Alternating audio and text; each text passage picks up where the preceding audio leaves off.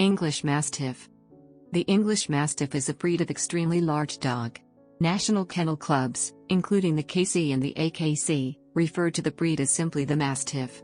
They perhaps descended from the ancient Alaunt and Pugnaces Britanniae, with a significant input from the Alpine Mastiff in the 19th century.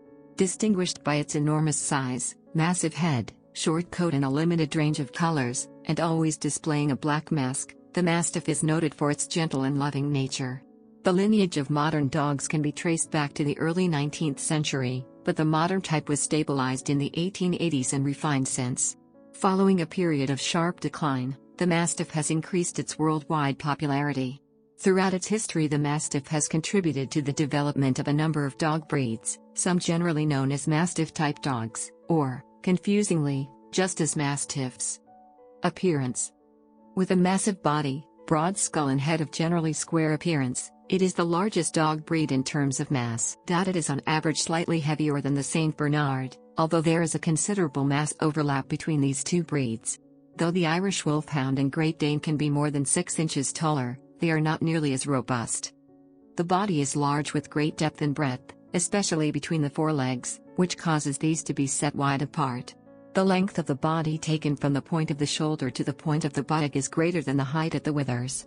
The AKC standard height, per their website, for this breed is 30 inches, 76 centimeters, at the shoulder for males and 27.5 inches, 70 centimeters, minimum, at the shoulder for females.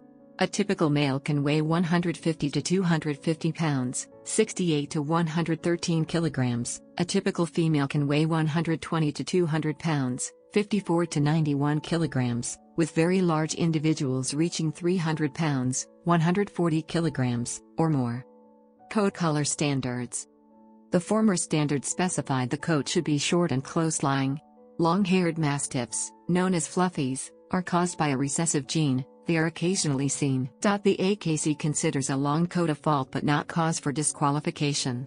English Mastiff colors are apricot fawn, silver fawn, or dark fawn brindle, always with black on the muzzle, ears, and nose and around the eyes.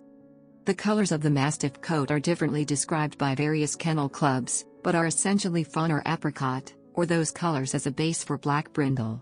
A black mask should occur in all cases. The fawn is generally a light silver shade, but may range up to a golden yellow. The apricot may be a slightly reddish hue up to a deep, rich red. The brindle markings should ideally be heavy, even in clear stripes, but may actually be light, uneven, patchy, faint or muddled. Pied Mastiffs occur rarely. Other non-standard colors include black, blue brindle, and chocolate, brown, mask.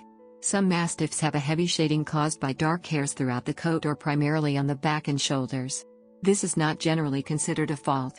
Brindle is dominant over solid color, other than black, which may no longer exist as a Mastiff color. Apricot is dominant over fawn, though that dominance may be incomplete. Most of the color faults are recessive, though black is so rare in the Mastiff that it has never been determined whether the allele is recessive or a mutation that is dominant. The genetic basis for the variability of coat in dogs has been much studied, but all the issues have not yet been resolved. On the basis of what is known, and remembering that, as dogs are diploid animals, each gene location, locus, appears twice in every animal, so questions of dominance also must be resolved. The gene possibilities allowed by the Mastiff standard are ABDM KBR_or_KYM is this describes a dog which is fawn with a dark nose, non-dilute, black masked, non-harlequin, brindled or not brindled, non-merle, and non-spotted. To allow for the rare exceptions we must include B, brown mask and possible brown brindling, D, blue mask and possible blue brindling, SP, pied spotting, and perhaps A, recessive black. The possible combination of homozygous brown and homozygous blue is a pale brown referred to as Isabella in breeds where it is relatively common. On a Mastiff, this would appear on mask, ears, and any brindling that was present. Speculative gene locations may also exist, so a Mastiff may be I, apricot, or I, non-apricot, and perhaps CCH, silver lightning, or C, without silver lightning. Note that this C locus may not be the same as the one identified in other animals, SLC 45A2. Record size. The greatest weight ever recorded for a dog, 343 pounds, 155.6 kilograms, was that of an English Mastiff from England named Icamazorba of La Susa, although claims of larger dogs, including St. Bernards, Tibetan Mastiffs, and Caucasian Ovcharkas exist. According to the 1989 edition of the Guinness Book of Records, in March 1989, when he was 7 years old, Zorba stood 37 inches, 94 centimeters, at the shoulder and was 8 feet 3 in, 251 centimeters, from the tip of his nose to the tip of his tail, about the size of a small donkey. After 2000, the Guinness Book of World Records stopped accepting largest or heaviest pet records. Temperament. The Mastiff breed has a desired temperament, which is reflected in all formal standards and historical descriptions. Sydenham Edwards wrote in 1800 in the Cynographia Britannica, "The American Kennel Club sums up the Mastiff breed as, health at all stages of development. The Mastiff should show the breed characteristics of massiveness and sound, if cumbersome, movement. The Mastiff is a particularly large dog demanding correct diet and exercise. Excessive running is not recommended for the first 2 years of the dog's life, in order not to damage the growth plates and the joints of this heavy and fast-growing dog, which in some weeks may gain over 5 pounds. However, regular exercise must be maintained throughout the dog's life to discourage slothful behavior and to prevent a number of health problems.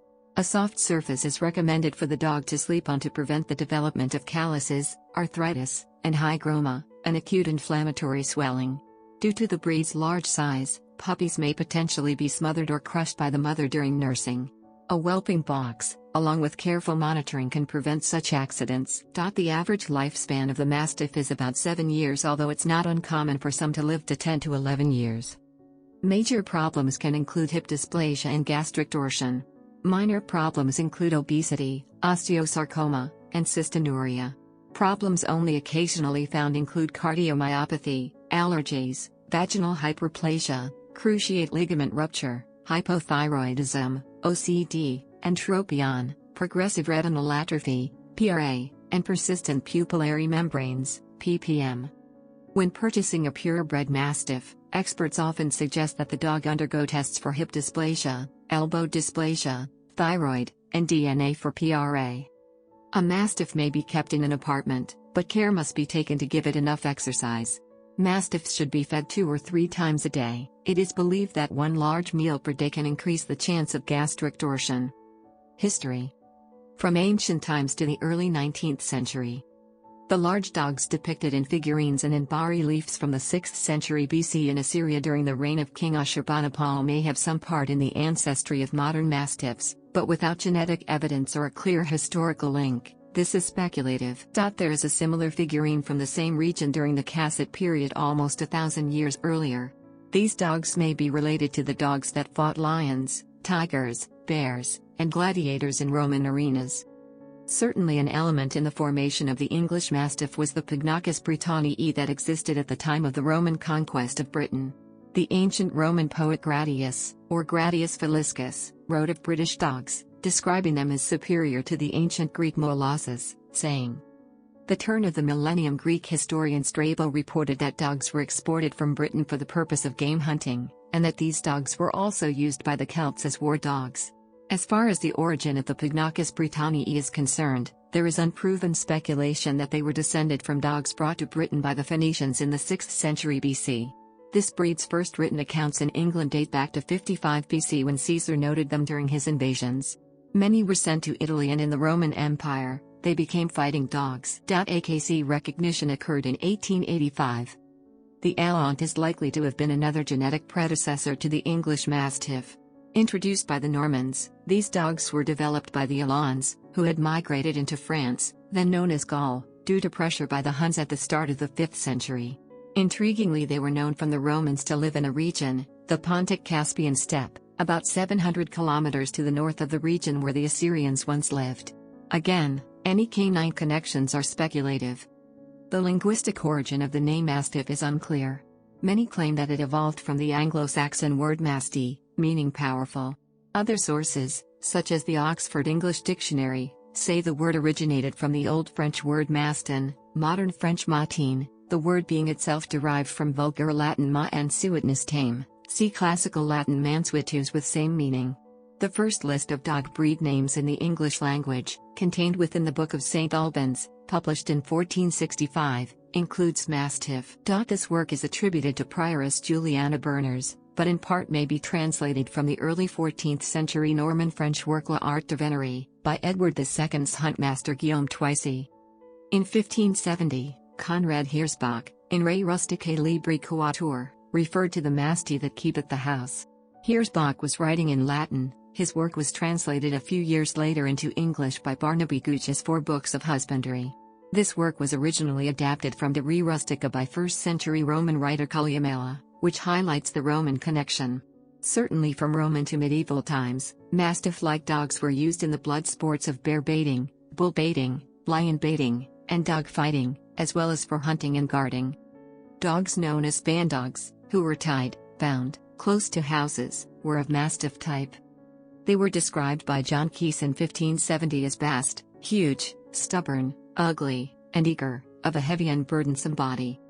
The naturalist Christopher Merritt in his 1666 work Pinax Rerum Naturalium Britannicarum has a list of British mammals, including 15 kinds of dog, one of which is Molossus, Canis bellicosus anglicus, a mastiff. Literally, Molossus, warlike English dog, a mastiff, and perhaps the first conflation of the breeds Molossus and Mastiff. When in 1415 Sir Piers Lee was wounded in the Battle of Agincourt, his Mastiff stood over and protected him for many hours through the battle. The Mastiff was later returned to Lee's home and was the foundation of the Limehouse Mastiffs. 5 centuries later this pedigree figured prominently in founding the modern breed. Other aristocratic seats where Mastiffs are known to have been kept are Elveston Castle, Charles Stanhope, 4th Earl of Harrington and his ancestors, and Chatsworth House. The owner of the Chatsworth Mastiffs, which were said to be of Alpine Mastiff stock, was William Cavendish, 5th Duke of Devonshire, known to his family as Canis. Mastiffs were also kept at Hodger Hall, owned by members of the Galton family, famous for industrialists and scientists, including Charles Darwin. Some evidence exists that the Mastiff first came to America on the Mayflower, but the breed's further documented entry to America did not occur until the late 19th century. From the early 19th century to the First World War. In 1835, the Parliament of the United Kingdom implemented an act called the Cruelty to Animals Act 1835, which prohibited the baiting of animals. This may have led to decline in the aggressive mastiffs used for this purpose, but mastiffs continued to be used as guards for country estates and town businesses. Systematic breeding began in the 19th century, when J.W. John Wigglesworth Thompson purchased a bitch, Dora, from John Crabtree, the head gamekeeper of Kirklees Hall, whose dogs were often held in the name of his employer, Sir George Armitage. Dora was descended in part from animals owned by Thompson's grandfather Commissioner Thompson at the beginning of the century, as well as a mastiff of the Bolt Hall line, recorded from 1705, a bitch purchased from canal boatmen, another caught by Crabtree in a fox trap, a dog from Nostell Priory and another dog from Walton Hall, owned by the naturalist, Charles Waterton. J. W. Thompson's first stud dog, Hector, came from crossing a bitch, Juno, bought from animal dealer Bill George, to a dog, Tiger, owned by a Captain Fenton. Neither of these had any pedigree, as was normal for the period. Between 1830 and 1850 he bred the descendants of these dogs and some others to produce a line with the short, broad head and massive build he favored. In 1835, T.B.H. Lukey started his operations by breeding an Alpine Mastiff bitch of the Chatsworth line, Old Bobtailed Countess, bought from dog dealer Bill White, to Pluto, a large black mastiff of unknown origin belonging to the Marquis of Hertford. The result was a bitch called Yarrow, who was mated to Couchet, another Alpine Mastiff belonging, at the time, to White and later mated to a brindle dog also in White's possession. Lukey produced animals that were taller but less massive than Thompson's. After 1850, Thompson and Lukey collaborated, and the modern Mastiff was created, though animals without pedigree or of dubious pedigree continued to be bred from into the 20th century. Another important contribution to the breed was made by a dog called Lion, owned by Captain, later Colonel, John Garnier of the Royal Engineers. He bought 2 Mastiffs from the previously mentioned dealer Bill George. The bitch, Eve, bought by George at Leadenhall Market, was old enough to be grey-muzzled, but of good type. The dog, Adam, was of reputed Limehall origin, but bought at Tattersall's and suspected by Garnier of containing a dash of boarhound, an ancestral form of Great Dane. Garnier took them with him when he was posted to Canada and brought back their puppy, Lion. He was bred to Lukey's Countess to produce Governor, the source of all existing male Mastiff lines. Lion was also mated to Loufra, a Scottish deerhound, and their puppy Marquis appears in the pedigrees of both deerhounds and Irish wolfhounds. In the 1880s, soundness was sacrificed for type, which was widely attributed to the short-headed, massive, but straight-stifled and chocolate-masked Crown Prince. This dog dominated all of his contemporaries in terms of the number of offspring. Subsequently, the Mastiff lost popularity but gained a consistency of type, with leaner, longer-headed specimens becoming relatively less common. Prominent among the breeders of this era who began to restore soundness were Edgar Hanbury and his relation, the politician and philanthropist Mark Hanbury Beaufoy, later chairman of the Kennel Club, who reaching his peak as a breeder with the Crown Prince grandson, Ch. Beaufort, eventually exported to America. Despite such imports, Mastiff numbers in the U.S. declined steadily through the 1890s and the early 20th century. From 1906 to 1918, only 24 Mastiffs were registered in the United States. After 1910, none of these were bred in America. By the time the First World War ended, other than a few exports to North America, the breed was extinct outside of Great Britain. After the First World War, in 1918, a dog called Beowulf, bred in Canada from British imports Priam of Wingfield and Parkgate Duchess, was registered by the American Kennel Club, starting a slow re-establishment of the breed in North America. Priam and Duchess, along with fellow imports C.H. Welland, Thor of the Isles, Caractacus of Hellingly and Brutus of Saxondale, ultimately contributed a total of only 2 descendants who would produce further offspring, Buster of Saxondale and Buddy. There were, however, a number of other imports in the period between the wars and in the early days of the Second World War. Those who can still be found in modern pedigrees were 12 in number, meaning the North American contribution to the gene pool after 1945, including Buster and Buddy, consisted of 14 Mastiffs. In the British Isles during the Second World War, virtually all Mastiff breeding stopped due to the rationing of meat. After the war, such puppies as were produced mostly succumbed to canine distemper, for which no vaccine was developed until 1950.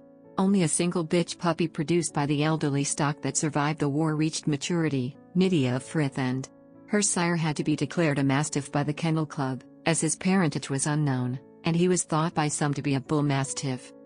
After the war, animals from North America, predominantly from Canada, were imported into Britain. Therefore, all Mastiffs in the late 1950s were descended from Nydia and the 14 Mastiffs previously mentioned, with each all-male bloodline going back to Ch. Crown Prince.